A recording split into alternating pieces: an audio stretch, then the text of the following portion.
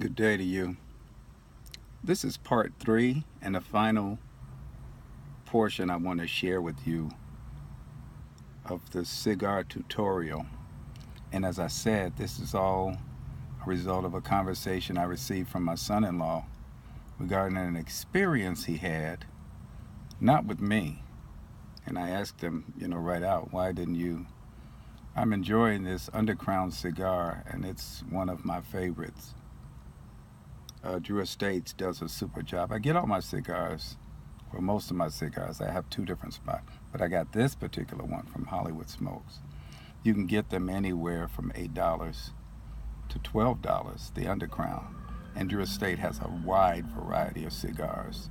I often refer to the Cuba Cuba as the gateway. It should be your first cigar because it has a sweet tip and it's kind of embracing, encouraging in the cigar world. And a lot of people don't consider it a decent cigar or a great cigar. I consider it a magnificent cigar because I know the blender.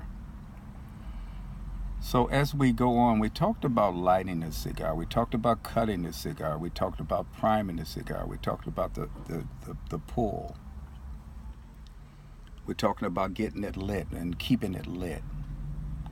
But there's another thing that is, and we also talked about the use of spirits with the cigar. I don't encourage it personally. There was a time when I did, but I couldn't really decipher whether or where the cigar began or ended because it was overpowered by the drink. And there is a school of pairing where people say they want to pair their cigars, and there are some cigar people that have entered into the realm of spirits and created this beverage. I know that Mike Ditka has a wine selection, and Drew Estate has a whiskey selection. So this is not to discourage or say that what they're saying is untrue. This is my personal belief. As you can see, my cigar is not yet at an inch. And we were talking earlier about how a cigar may burn. And a lot of people want to know if you should tap it. Should you tap the ash off? That depends on how you feel. There is another school of when you put a cigar out, a lot of people like to put it out like you put a cigarette out. You should never do that. That is a disrespect to the whole cigar game. A cigar itself will burn out if it sets for a short time. So just leave it there and let it burn out on its own. The way that you cause your cigar to catch up when the cigar is canoeing, that means you have a left skin left of that wrapper there and it needs to catch up. That comes from a faulty burn. If you don't light your cigar properly in a circular manner in order to create a circular motion, in order to create the evenness, and occasionally turn your cigar as you pull it, that may occur.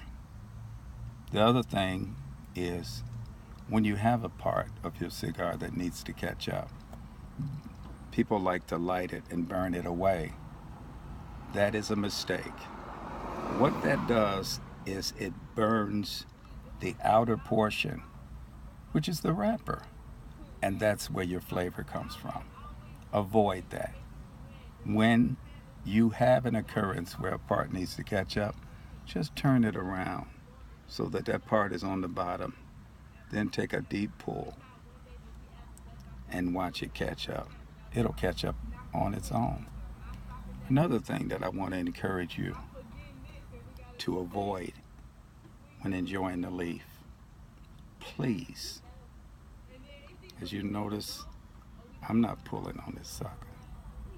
Stop the rifle pulling. That, if you did it and enjoyed it the way it was supposed to be enjoyed,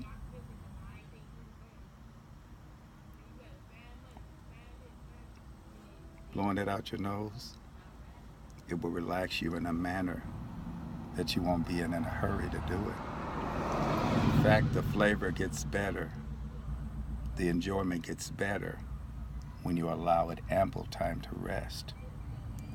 Avoid rifling.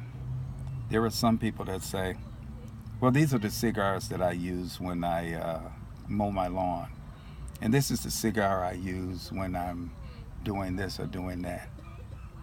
When you're enjoying a cigar, It should be the only thing that you're doing, the only thing that you enjoy. This is Arnold Tate. Arnold, Mr. Dad Tate. Shout out to my son-in-law, Eliezer, for even mentioning this to me. I did Cigar 101, and you can check that video out as well. It's in my car with my cigar. Make it a great day. Bye now.